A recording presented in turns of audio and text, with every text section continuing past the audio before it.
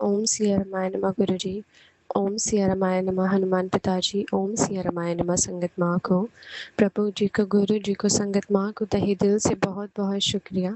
प्रभु कृपा से अ, एक चीज़ याद आई थी कि जब मैं प्रभु कृपा से इस दरबार से जिस दिन जुड़ी थी, तो उस दिन मुझे पता है कि मेरी अवस्था क्या थी, और वो अवस्था गुरु जी को भी पता है। और उस वक़्त जो अ, महात्मा जुड़े हुए थे, कुछ महात्मा जुड़े हुए थे, उन्हें पता है कि मैं कितना ज़्यादा, जब मैंने गुरु जी को कॉल किया था, फ़ोन किया था, तो मैं बहुत रो रही थी। इतना रो रही थी कि मेरे को शायद से मुझसे बोला भी नहीं जा रहा था। तो गुरु जी का उस वक़्त एक ही वचन आया था। अब हमें ये भी नहीं पता था कि गुरु जी के वचनों को कैसे मानना होता है, कैसे जानना होता है, क्योंकि कभी गुरु बना ही नहीं। तो गुरुजी ने एक ही वचन किया कि बेटा तू चिंता मत कर, सब कुछ श्री राम जी पर छोड़ दे। और अभी, क्योंकि उस वक़्त मैं अपने पिताजी से बहुत ज़्यादा परेशान थी, क्योंकि मेरे पिताजी बहुत ज़्यादा ड्रिंक करते थे। तो मैंने गुरुजी को यही बोला कि गुरुजी कैसे सब कुछ ठीक हो जाएगा? अ, कैसे सब कुछ ठीक होगा? पापा रोज़ आके ऐसे करते हैं, मम्मी को ऐसे करना, वैसे करना। तो गुरुजी ने एक वचन किया था कि एक बार कुछ ऐसा होगा जिससे सब बदल जाएगा। तो उस वक़्त बस इतना ही गुरुजी ने कहा, ज़्यादा वचन भी नहीं किए थे, तो वो बात बस सुनी और बस फ़ोन रख दिया था।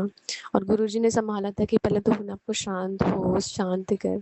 तो प्रभु कृपा से फिर जब उसके बाद जब गुरुजी ने ये वचन किया कि एक बार ऐसा होगा, तो वाक़ई में एक दिन पापा इतना ज़्यादा, मतलब कि ड्रिंक करके आए थे, और वो इतना ज़्यादा बहुत कुछ, मतलब कि घर में हो गया था।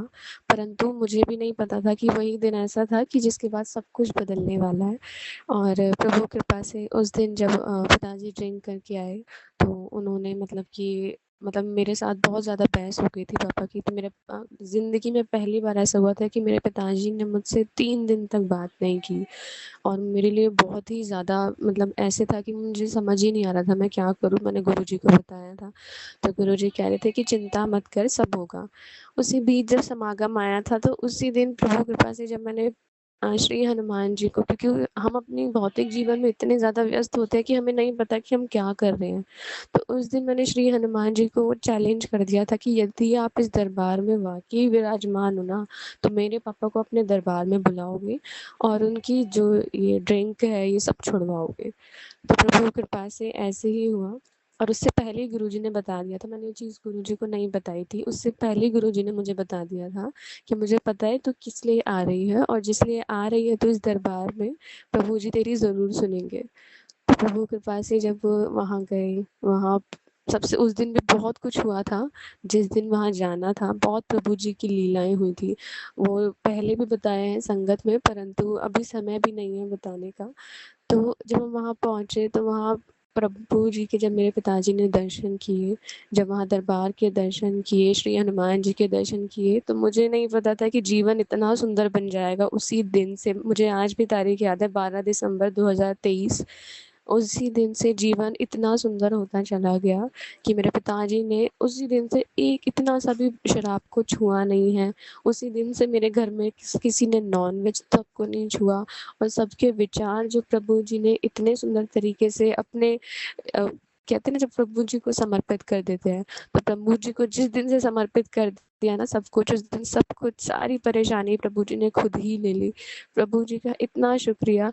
बस यही है कि हमारा कमी हमारे विश्वास, प्रभु जी तो सब कुछ हमें देने के लिए बैठे हुए हैं, परंतु हमें लेना आना चाहिए, जैसे गुरु जी हर बार बोलते हैं। तो प्रभु जी आपका बहुत-बहुत शुक्रिया, क्योंकि आज भी मुझे जब वो अवस्था याद आती है, तो मुझे बिल्कुल मन नहीं करता कि मैं उस वहाँ सोचूँ भी, परंतु आज आपने जीवन इतना सुंदर बना दिया प्रभु। आपका तहे दिल से शुक्रिया प्रभु। अपनी कृपा ऐसे ही हम सब पर बनाए रखना। हर दिन प्रभु अपना एहसास जैसा आप आज कराते हैं, ऐसे ही कराए रखना प्रभु। आपका बहुत-बहुत शुक्रिया प्रभु। आपका लख-लख वारी शुक्रिया प्रभु। सदैव हमें अपने प्रति समर्पित रखना, हम सभी को सद्बुद्धि देना, जाने में हुई सभी गलतियों को प्रभु क्षमा करना। ओम सिया रामाय नमः। जय श्री राम, जय श्री राम, जय श्री राम। ओम